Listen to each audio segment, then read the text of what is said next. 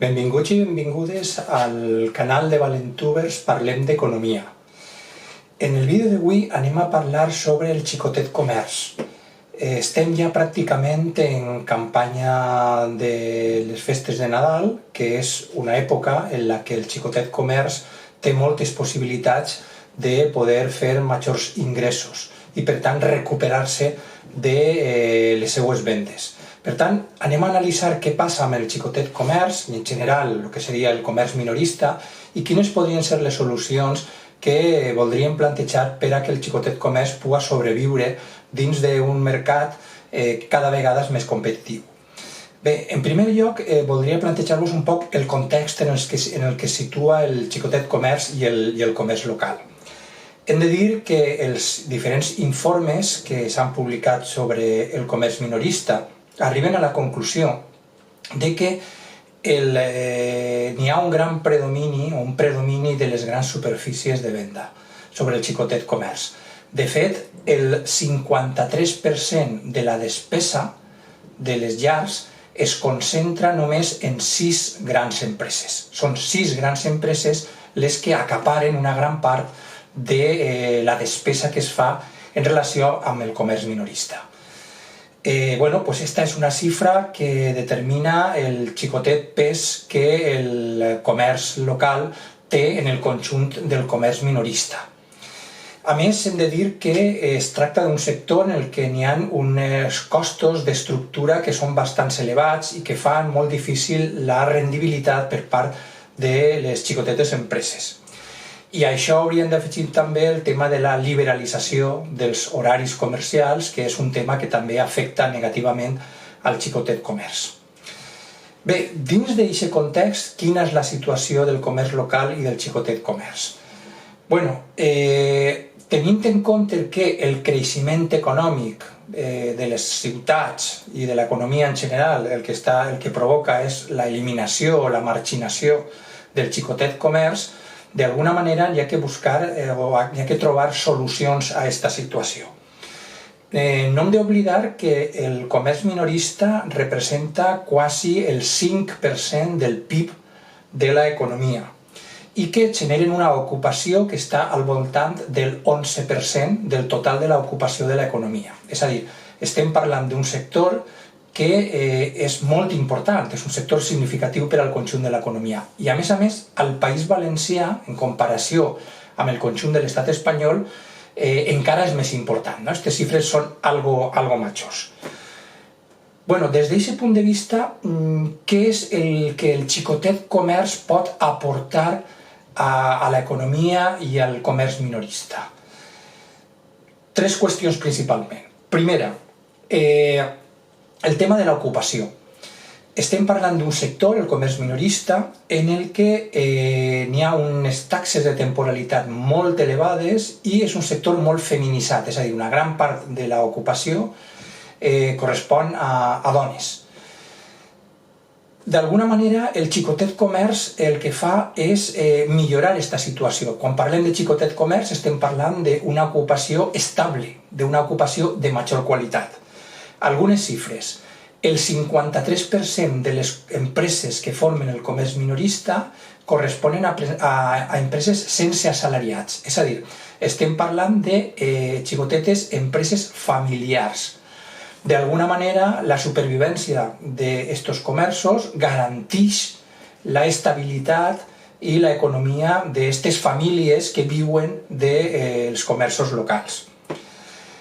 A més, tinguem en compte també que el 43% de les empreses que formen el comerç minorista tenen entre 1 i 5 persones assalariades. És a dir, estem parlant d'un sector molt atomitzat. És a dir, que hi ha moltes empreses, però la gran majoria d'elles són de molt xicoteta dimensió. Estem parlant fonamentalment de microempreses i d'empreses familiars. I en aquest sentit, el generar ocupació estable com genera el xicotet comerç és molt positiu per a l'economia. La segona qüestió és que estem parlant d'empreses, el xicotet comerç, que tributen els seus ingressos ací. És a dir, no són empreses que tenen la seva seu a altres llocs del País Valencià, a Madrid, a Barcelona, inclús fora de l'estat espanyol, sinó que són empreses que la seva seu està al País Valencià i, per tant, tots els ingressos que generen se tributen al País Valencià. Aquest és un aspecte també important. I la tercera qüestió és que donen vida al poble, als pobles, a través del xicotet comerç. Els pobles reviscolen i els pobles tenen una activitat econòmica i una activitat social molt positiva per al conjunt de la ciutadania. En definitiva, podem dir que estem parlant d'un sector que és molt positiu per al conjunt de l'economia i, per tant, cal recolzar. Quines són les propostes que des del xicotet comerç s'estan llançant per a tractar d'intentar sobreviure davant de la competència de les grans superfícies, de les grans empreses que, com hem vist, són les que dominen el mercat del comerç minorista? Generalment són estratègies a curt termini o són accions que desenvolupen a curt termini. Per exemple, campanyes de difusió que fan en determinats moments de l'any, com per exemple les campanyes nadalenques, que sí, incrementen els ingressos durant aquesta època determinada, però la qüestió és i què passa la resta de l'any? Per tant, aquestes campanyes estacionals de difusió són positives, però no són suficients per a garantir la supervivència del xicotet comerç. Una altra aportació que s'està fent és des de l'administració pública. Les administracions públiques, els ajuntaments, donen ajudes públiques per al xicotet comerç per a que puguen sobreviure. Bé, això són mesures de caràcter conjuntural però que no resolen el problema de fons. I després, els propis xicotets comerços el que fan és agrupar-se en associacions. Generalment són associacions de caràcter local, associacions municipals, agrupen els comerciants del municipi per a realitzar accions conjuntes, per a defensar els seus interessos, i també fins i tot hi existeix una associació a nivell autonòmica, que és la Unió Gremial, que també intenta defensar els interessos front a l'administració pública i front a la resta d'empreses i de sectors. Però, en definitiva, totes aquestes mesures que s'estan plantejant i que s'estan fent són totalment insuficients perquè són mesures molt parcials, molt aïllades, molt concretes, no tenen caràcter global i generalment són de caràcter conjuntural i a curt termini. Per tant, hem de plantejar altre tipus de mesures. Quines són les mesures que jo vull plantejar-li al sector? Són les següents. En primer lloc, han de desenvolupar accions estratègiques a llarg termini. Accions estratègiques a llarg termini que han de passar per, primer, l'especialització. El xicotet comerç s'ha d'especialitzar en determinats tipus de productes i de serveis molt concrets. Han d'oferir allò que millor saben fer. I, per una altra banda, la diferenciació. És a dir, han d'oferir un producte i un servei de qualitat que el diferencie dels grans comerços i de les grans superfícies i en el que el tracte personalitzat al client és fonamental. I així estem parlant d'un sector basat en la proximitat, xicotet comerç de proximitat, enfocat a una clientela cada vegada més sensible a la responsabilitat.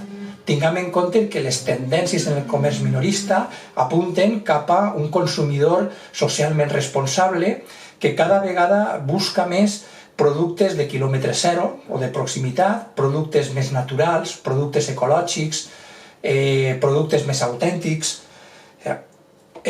tota una sèrie de productes que el xicotet comerç està en millors condicions d'oferir que les grans superfícies i els grans comerços. N'hi ha que aprofitar aquest avantatge competitiu i plantejar una estratègia d'especialització i diferenciació del xicotet comerç.